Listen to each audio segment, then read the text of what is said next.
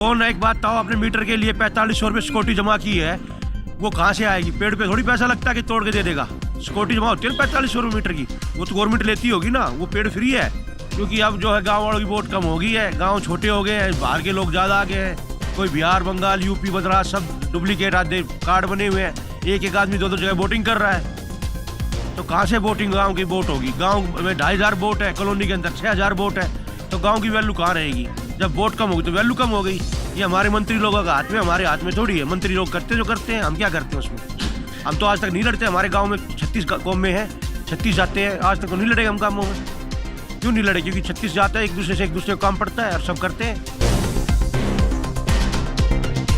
नमस्कार, मैं श्रेया ठाकुर, आप देख रहे हैं एयर न्यूज़। आज हम आए हैं पोचनपुर गांव की एक गली में, जहां पे हम यहां के लोगों से इस क्षेत्र के बारे में जानेंगे कि इस क्षेत्र में यहां पे जो कार्यकर्ता हैं उन्होंने कैसा कार्य करा है और इस क्षेत्र की तरक्की कैसी हो रही है।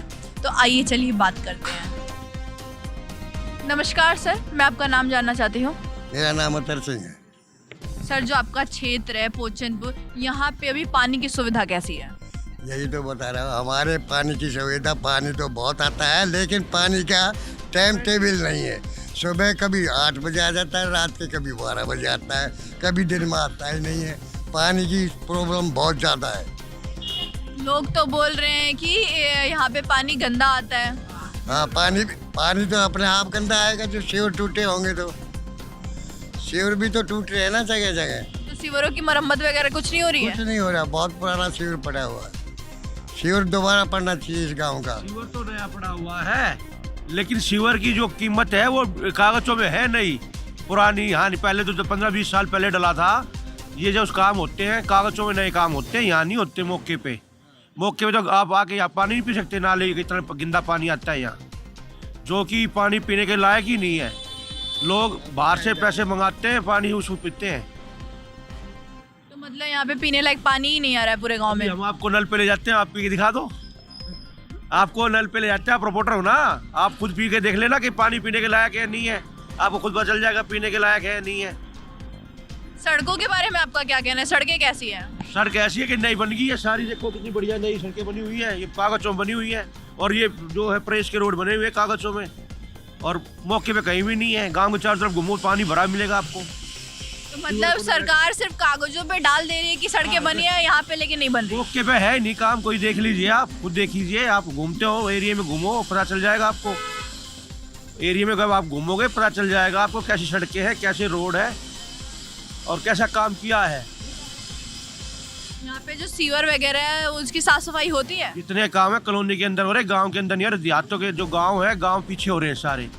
जितनी देखो, इन जो गैस लाइन आई गांव के अंदर नहीं है, पानी की लाइन है गांव के अंदर नहीं है। कॉलोनी के अंदर पानी आता है, गांव के अंदर पानी नहीं आता, और जो आता है वो नाली का और सीवरों का पानी आता है, जिसका यूज नहीं कर सकते।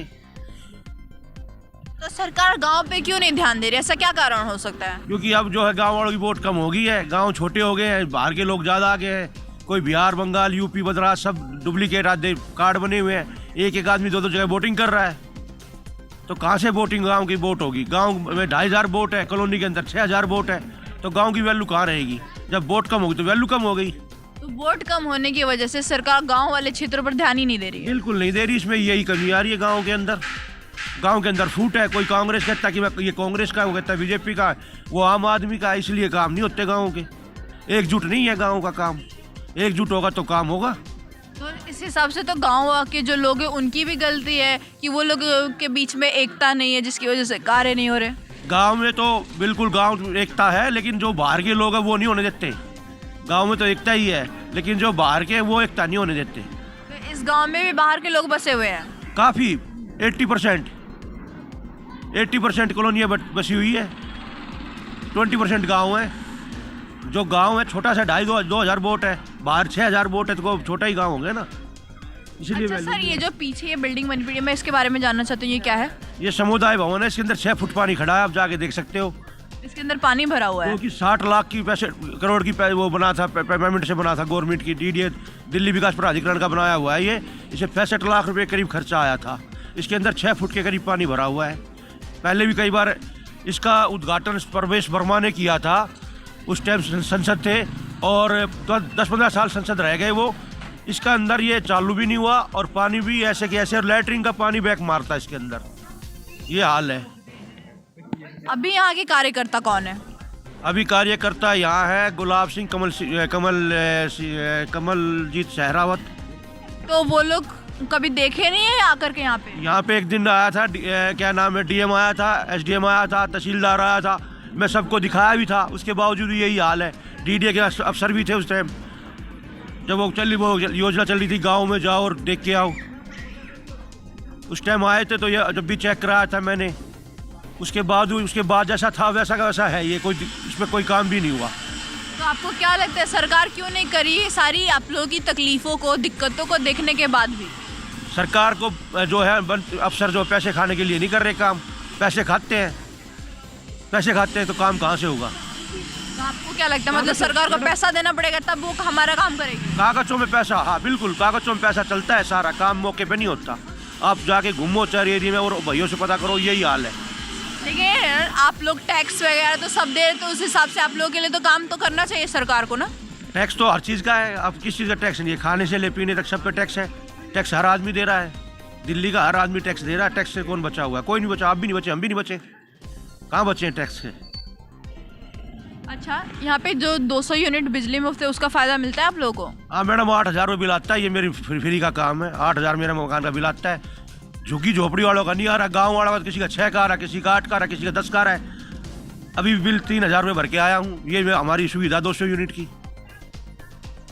तो फिर तो सरकार ने लेकिन लोगों के भले के लिए लागू करी थी, तो फिर लोगों तक ये सुविधा पहुंच क्यों नहीं पा रही? फिर भला कहाँ किसके लिए किया था? उनके लिए किया था जो झुग्गी झोपड़ी वाले हैं। हमारे पास तो फ्रिज है, कूलर है, एसी है, वो चलते ही बिल आ जाता है। वो हमारे तो और 8 रुपये 6 रुपये यूनिट चल रही है, पहले 3 रुपये यूनिट थी, हम खुश तो थे। फ्री के चक्कर में उनकी यूनिट का बिल जो आता है ट्रांसफार्मर पे, वो हमारा बढ़ जाता है, उन लोगों को कम हो जाता है। सर लेकिन झुग्गी झोपड़ी वालों से बात करने पे बोल रहे हैं, तो बोल रहे हैं हमारे मकान मालिक हमसे पूरा पैसा लेते हैं। वो तो लेंगे मैडम। कौन? एक बात बताओ, आपने मीटर के लिए 4500 रुपये सिक्योरिटी जमा की है, वो कहाँ से आएगी? पेड़ पे थोड़ी पैसा लगता है कि तोड़ के दे देगा।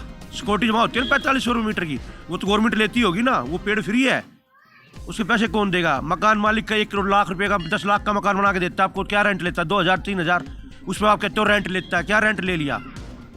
क्या रेंट है? एक होटल में एक दिन के लग जाते इतने पैसे। तो मतलब ये सब क्यों हो रहा है, इसका कारण क्या हो सकता है? कारण बाहर की वो जो आउट स्टेट जो आ रखी है लोग, उन्हीं के कारण ये है। आउट स्टेट के जो लोग हैं, जैसे बंगाल से, बिहार से, यूपी से, हरियाणा से। दिल्ली के अंदर कितना है? दिल्ली छोटा सा दिल्ली है, दिल्ली के बंदों को नौकरी भी नहीं मिलती, इसलिए। तो फिर क्या जो दिल्ली में जो बाहर के लोग आए उनको हटा देना चाहिए? बिल्कुल बिल्कुल होना चाहिए। क्यों? दिल्ली का ना तो बंदा कुछ कर पा रहा है ना कुछ। हरियाणा में जाओ, हरियाणा का बंदा है जो, हरियाणा के बंदे को हरियाणा की नौकरी मिलेगी, पंजाब से मिल जाएगी, दिल्ली में सबकी है। दिल्ली का बच्चा कहाँ जाए? इसमें दिल्ली क्यों नहीं वो करती? दिल्ली सरकार जो है हर स्टेट के बंदों को भर देती है। क्यों भर देती है? खाली दिल्ली भर्ती रखो ना, दिल्ली के जितने भी है।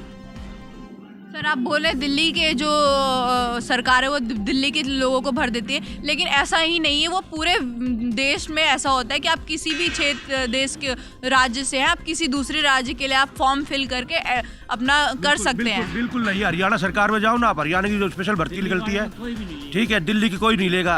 हरियाणा में चले जाओ, पंजाब में चले जाओ, राजस्थान में चले जाओ, स्टेट भर्ती निकलती है। दिल्ली कौन स्टेट में निकलती भर्ती है? ये जो आउटर दिल्ली है ये स्टेट ही तो है। पुरानी दिल्ली जो है वही तो अपनी वो है राजधानी। ये जो आउटर दिल्ली है इसका क्या है? आउटर दिल्ली का मतलब क्या हुआ? इसका क्यों नहीं निकलती? आउटर दिल्ली में बच्चे क्या पढ़े लिखे नहीं है? पढ़े लिखे हैं, लेकिन क्या है, कोई क्या है, इनको मिल जाते हैं, आरक्षण मिल जाते हैं, किसी को ओबीसी, किसी का एससी, किसी को कुछ मिल जाता है। या जनरल कैटेगरी ज़्यादा है। तो सर एक बात बताइए, आप बोलने की क्षेत्र को हटा देना, इस हिसाब से तो जो एक देश की एकता होनी चाहिए वो तो फिर धीरे धीरे खत्म होने लगेगी। हर एक क्षेत्र भागों में बंटने लगेगा तो उससे और भी दिक्कतें आ सकती है। हरियाणा कहाँ बटा? हरियाणा आज तक बटा है? पंजाब बटा है? राजस्थान बटा है? स्टेट ही भर्ती निकलती है ना, वो क्यों नहीं बटा है? ये हमारा दिल बांटता है। सब एक हिंदुस्तानी आदमी है, लेकिन बांटता क्यों है? कास्ट वाइज बचता है, कास्ट वैसे ही बचता। आप कास्ट की बात करें तो कास्ट तो हम आम नागरिकों के ही बेस पे बनता है ना। हम अब जो आम नागरिक हैं हम ही बोल रहे होते हैं कि ये यहाँ पे कास्ट लेकर के सामाजिक लोगों से कोई भी चीज़ आती है तो ये तो हमारी रिस्पॉन्सिबिलिटी बनती है, हमारा काम बनता है ना कि हम धर्म के आधार पे, जाति के आधार पे ना देखें चीज़ों को। ये हमारे मंत्री लोगों का हाथ में, हमारे हाथ में थोड़ी है। मंत्री लोग करते जो करते हैं, हम क्या करते हैं उसमें। हम तो आज तक नहीं लड़ते। हमारे गाँव में 36 कौम में है, 36 जाते हैं, आज तक तो नहीं लड़े हम कामों में। क्यों नहीं लड़े? क्योंकि 36 जाता है, एक दूसरे को काम पड़ता है और सब करते हैं। तो क्या फिर ये जो जातियों के बीच में आपस में विवाद होते हैं वो सरकार ला रही है? बिल्कुल बिल्कुल है इसमें। आपको किस तरह से लगता है कि सरकार विवाद खड़ा कर रही है? अभी हमारे बच्चे पेपर देने गए थे, उनके सब डोरे उतरवा दिए, सब कुछ उतरवा दिया, और एक मोमडन जाता है उसका सब कुछ रहता है। क्यों रहता है वो जातिवाद नहीं है और क्या है? जातिवाद नहीं तो क्या है? हमारे बच्चे किसी पेपर देने चले जाए, उनके सब कपड़े उतरवा देते हैं कि ये नहीं चलेगा, वो नहीं चलेगा, ये नहीं चलेगा, और उनका पूरा चलता है। क्यों? कहाँ से आज याद? हमारे यहाँ गाँव के अंदर 50 साल से 60 साल से लोग रह रहे हैं, आज तक हमने देखा नहीं किसी को बुर्के में। वो मोमडन नहीं है क्या? मोमडन ही होंगे ना वो भी। ना उनके बच्चे देखे, ना उनकी घरवाली देखी, ना कुछ देखा, तो वो कहाँ से आया? हमने तो आज तक देखा नहीं ऐसा कि वो है कुछ। तो मतलब अगर कोई भी विवाद खड़ा होता है तो वो सरकार की तरफ से खड़ा हो रहा है, सामाजिक लोग बिल्कुल भी। कुछ तत्व है, सरकार नहीं है, कुछ तत्व है, वो करते हैं इन कामों को। अगर आपके क्षेत्र के विकास के बारे में मैं बात करूं तो आपको क्या लगता है? इंटरव्यू लोगे ना तो उसको पूरा नहीं कर पाओगे, काट के दिखाओगे। नहीं सर, हम कुछ नहीं काटेंगे, जो भी रहेगा वो सामने जाएगा। बिल्कुल नहीं जाएगा मैडम, हमें पता नहीं कितनी बार हो चुका। ठीक है, जय हिंद। तो जैसा कि आप देख सकते हैं लोगों में कितना गुस्सा भरा पड़ा है। लोग बोल रहे हैं कि यहाँ की सरकार इस क्षेत्र पे ध्यान क्यों नहीं दे रही है। ऐसा क्या कारण हो सकता है कि जिसकी वजह से यहाँ पे कोई भी कार्यकर्ता कार्य नहीं कर रहा है।